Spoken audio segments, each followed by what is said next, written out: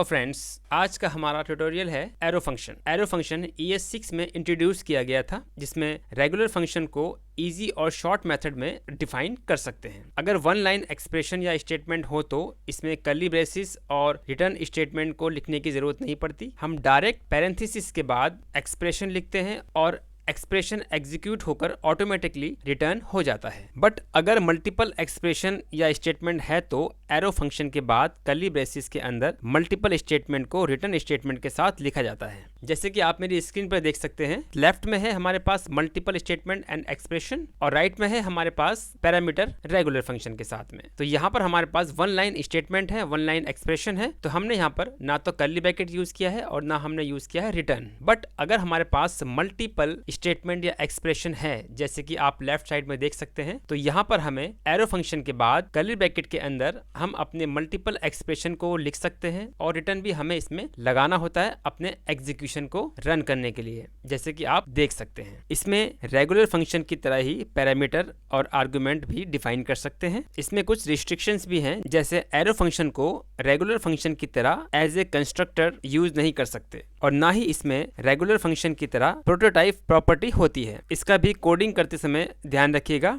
अब देखते हैं इसका सिंटैक्स। यहाँ पे है हमारा एरो स्टेटमेंट का सिंटैक्स। इसमें हमने पैरेंथेसिस ऑन किया है और इक्वल टू के बाद में हमने एरो फंक्शन लगाया है। इसको ही हम बोलते हैं एरो फंक्शन, या इसको हम कह सकते हैं फैट एरो फंक्शन। उसके बाद में कर्ली ब्रैकेट के अंदर हम लगाते हैं अपनी स्टेटमेंट। स्टेटमेंट सिंगल भी हो सकती है और मल्टीपल भी हो सकती है, ठीक है। अगर स्टेटमेंट सिंगल है तो इसमें हमें कर्ली ब्रैकेट देने की कोई जरूरत नहीं होती है और ना ही हमें इसमें रिटर्न लगाने की जरूरत होती है। मगर स्टेटमेंट या एक्सप्रेशन मल्टीपल है तो हम उसको कर्ली ब्रैकेट के अंदर और रिटर्न स्टेटमेंट के साथ उसको हम लिख सकते हैं। आप देख सकते हैं मेरी स्क्रीन पे कि जो ये पहली लाइन जो है ये हमारा है रेगुलर फंक्शन, जिस तरह से हम रेगुलर फंक्शन को लिखते हैं, और नीचे है हमारा एरो फंक्शन। अब अगर इसी लाइन ऑफ कोड को मुझे एरो फंक्शन में कन्वर्ट करना हो तो देखिए हम कैसे कर सकते हैं। एक वेरिएबल लिया ग्रीट नाम से, इक्वल टू, उसके बाद में जो ये फंक्शन लिखा है इसको मैं यहाँ पर नहीं लिखूंगा, बट फंक्शन का पैरेंथेसिस जो कि एक फंक्शन का साइन होता है वो मैं यहाँ पे लिखूंगा। जस्ट इक्वल टू और एरो लगाऊंगा। ये होता है आपका एरो फंक्शन का साइन, इसको हम फैट एरो भी बोलते हैं। उसके बाद मैं रिटर्न का यूज भी यहाँ पे नहीं करूंगा, फिर लिखूंगा अपनी मैं स्टेटमेंट, ठीक है। तो देखा आपने कि किस तरह से मैं एरो फंक्शन को यहाँ पर लिख सकता हूँ। तो आइए अब चलते हैं कोड एडिटर पर करने कुछ एरो फंक्शन की प्रैक्टिस। तो दोस्तों हम आ चुके हैं अब कोड एडिटर पर, तो स्टार्ट करते हैं हम एरो फंक्शन को। अगर मुझे लिखना हो हेलो जावास्क्रिप्ट तो हम नॉर्मल वे में हम जावास्क्रिप्ट को कैसे डिस्प्ले करवा सकते हैं, तो हम लिखेंगे यहाँ पे console.log, पैरेंथेसिस में मैंने दिया डबल कोट के अंदर हेलो जावास्क्रिप्ट, राइट। सेव किया मैंने, इसको रिफ्रेश किया, हेलो जावास्क्रिप्ट यहाँ पर प्रिंट हो चुका है। अब हम देखते हैं इसको फंक्शन से इसको हम कैसे कर सकते हैं। यहाँ मैंने किया फंक्शन ग्रीट, पैरेंथेसिस ऑन किया, कर्ली ब्रैकेट मैंने ऑन किया, hello JavaScript, right, function declaration, right. अब मैं इसको कॉल कराता हूँ console.log के साथ में, console.log, पैरेंथेसिस ऑन किया और मैंने लिखा अपने फंक्शन का नाम, इसको हम बोलते हैं कॉलिंग द फंक्शन। सेव किया, देखिए अनडिफाइंड आ रहा है। अनडिफाइंड क्यों आ रहा है? क्योंकि मैंने फंक्शन के अंदर मैंने यहाँ पे रिटर्न नहीं लिखा है। रिटर्न किया, सेव किया, रिफ्रेश किया, हेलो जावास्क्रिप्ट यहाँ पर आ चुका है। ये था हमारा फंक्शन डिक्लेरेशन। अब देखते हैं हम फंक्शन एक्सप्रेशन के साथ कैसे काम करते हैं। यहाँ पर मैंने एक वेरिएबल लिया let greet equal to function, parenthesis दिया और कर्ली ब्रैकेट के अंदर मैंने सेम वही चीज लिखी, रिटर्न डबल कोट के अंदर हेलो जावास्क्रिप्ट। सेव किया, रिफ्रेश किया। इसने कहा है कि ग्रीट ऑलरेडी आप डिफाइन कर चुके हो तो दोबारा आप नहीं कर सकते सेम नाम से, तो यहाँ पर मैं इसको कर दूंगा कमेंट। अब सेव किया, रिफ्रेश किया, यहाँ पे हेलो जावास्क्रिप्ट आ चुका है, ठीक है। ये था मेरा रेगुलर फंक्शन। अब इस फंक्शन को अब मैं करता हूँ एरो फंक्शन में कन्वर्ट। देखिए बहुत ही इजी है इसको कन्वर्ट करना। लेट वेरिएबल का नाम दिया ग्रीट, ठीक है, इक्वल टू लिया मैंने, इक्वल टू। उसके बाद में मैं फंक्शन को यहाँ पर नहीं लिखूंगा, फंक्शन का जो ये पैरेंथेसिस है मैं यहाँ पर इसको लिखूंगा, पैरेंथेसिस लिया मैंने, और मैं कर्ली ब्रैकेट का भी यहाँ पे यूज नहीं करूंगा और ना मैं यूज करूंगा इसका रिटर्न का। इक्वल टू किया मैंने और ये बनाया मैंने एरो, इसको हम बोलते हैं एरो फंक्शन। अब यहाँ पे लिखा मैंने अपनी स्टेटमेंट को, क्लोज किया, सेव किया और यहाँ पे मैं इसको कर देता हूँ कमेंट। रिफ्रेश किया, बिल्कुल सही आउटपुट आ रहा है। अब इसका एक सेकंड वे भी देख लेते हैं। इसको मैंने अनकमेंट किया और मैं इसी का यूज कर लेता हूँ। यहाँ पे मैंने फंक्शन को डिलीट किया, कर्ली ब्रैकेट को भी मैंने यहाँ पे डिलीट किया, उसके बाद लगाया मैंने अपना एरो फंक्शन। यहाँ पे मैंने रिटर्न को भी डिलीट किया, ये मेरी स्टेटमेंट हो गई। बस इतना करना होता है आपको। ये आपका एरो फंक्शन यहाँ बन चुका है। Arrow function, right. सेव किया, रिफ्रेश किया, आउटपुट बिल्कुल सही आ रहा है। यहाँ मैं करता हूँ इसको hello JavaScript by arrow function. Save किया, ये देखिए hello JavaScript by arrow function. अब हम थोड़ा सा इसको और टिपिकल करने की कोशिश करते हैं। अब यूज़ करते हैं हम फंक्शन पैरामीटर का। यहाँ से मैं इसको डिलीट कर देता हूँ दोनों को। सबसे पहले बनाता हूँ मैं एक नॉर्मल फंक्शन को। यहाँ मैं करता हूँ फंक्शन, कर्ली ब्रैकेट ऑन किया, रिटर्न। अब मैं यहाँ पे यूज़ करता हूँ पैरामीटर का। अभी जो ये जावास्क्रिप्ट है इसको मैं यहाँ पे रखता हूँ एक आर्गुमेंट के अंदर, डबल कोट दिया मैंने जावास्क्रिप्ट, और यहाँ मैं कर देता हूँ इसको लेंग। ठीक है, ये मेरा पैरामीटर हो गया फंक्शन का। मैं इसको कॉनकैटिनेट करता हूँ प्लस ऑपरेटर से और लिखता हूँ अपना पैरामीटर का नाम लेंग। सेव किया, ये देखिए आ चुका है हेलो जावास्क्रिप्ट। अब इसी को हम यूज़ करते हैं एरो फंक्शन के अंदर। तो जैसे कि मैंने आपको बताया था कि मैं फंक्शन यहाँ पे डिलीट कर दूंगा। फंक्शन डिलीट हो चुका है, कर्ली ब्रैकेट भी नहीं आएगा। जो लास्ट वाला कर्ली ब्रैकेट है ये भी मैंने डिलीट कर दिया। यहाँ देता हूँ मैं अपना एरो साइन। बस ये मेरा एरो फंक्शन में कन्वर्ट हो चुका है। सेव किया, रिफ्रेश किया, आउटपुट सेम है। तो आप समझ गए होंगे कि हम रेगुलर फंक्शन को एरो फंक्शन में कैसे कन्वर्ट कर सकते हैं। अब थोड़ा सा इसको और क्लियर करने के लिए हम देखते हैं इसको एक और एग्जाम्पल के साथ।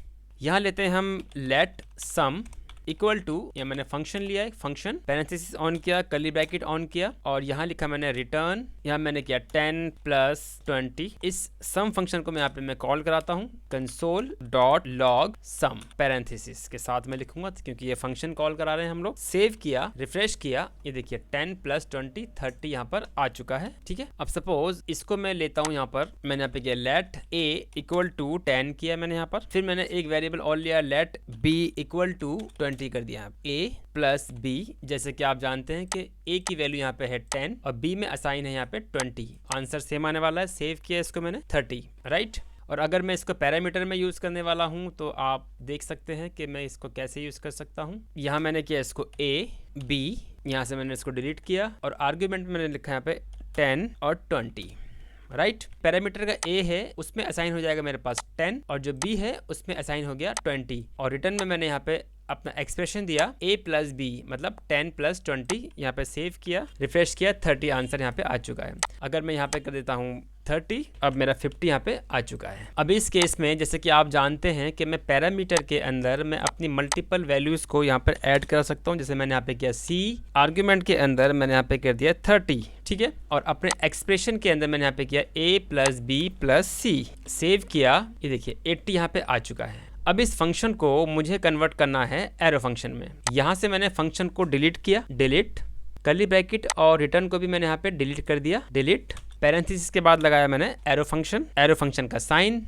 ये कर्ली ब्रैकेट इसको भी मैं यहाँ पे डिलीट कर दूंगा। बस सेव किया, ये हो चुका है मेरा एरो फंक्शन में कन्वर्ट। और अब सेव किया मैंने यहाँ पे, रिफ्रेश किया, देखिए 80 same as it is answer मेरा आ रहा है। अब यहाँ पर मैं इसको पैरेंथेसिस के अंदर भी रख सकता हूँ और विदाउट पैरेंथेसिस भी मैं यहाँ पे रख सकता हूँ। जब मेरे पास सिंगल स्टेटमेंट हो तो मुझे यहाँ पे पैरेंथेसिस देने की भी कोई जरूरत नहीं होती। इस तरह से एरो फंक्शन को हम लिखते हैं सिंगल स्टेटमेंट के साथ या सिंगल एक्सप्रेशन के साथ। अगर हमारे पास मल्टीपल एक्सप्रेशन हो तब हम उसको कैसे लिखते हैं, तो अब इसको हम मल्टीपल एक्सप्रेशन के साथ लिखते हैं। उसके लिए हमें लगाना होगा यहाँ पे कर्ली ब्रैकेट में यहाँ पे मैंने क्लोज किया। सपोज मुझे यहाँ पे कुछ एक्सप्रेशन देना हो मल्टीपल, जैसे मैं यहाँ देख सकता हूँ a मेरा 30 है, ठीक है। इसको यहाँ पे मैं कर देता हूँ 10 a इक्वल टू, अब मुझे a के साथ में कुछ एक्सप्रेशन को और ऐड करना है। a equal to a × 2, right. इसका मतलब हुआ कि a × 2, 10 2 हो गया 20, a हो चुका है हमारे पास 20। दूसरा एक्सप्रेशन दिया मैंने b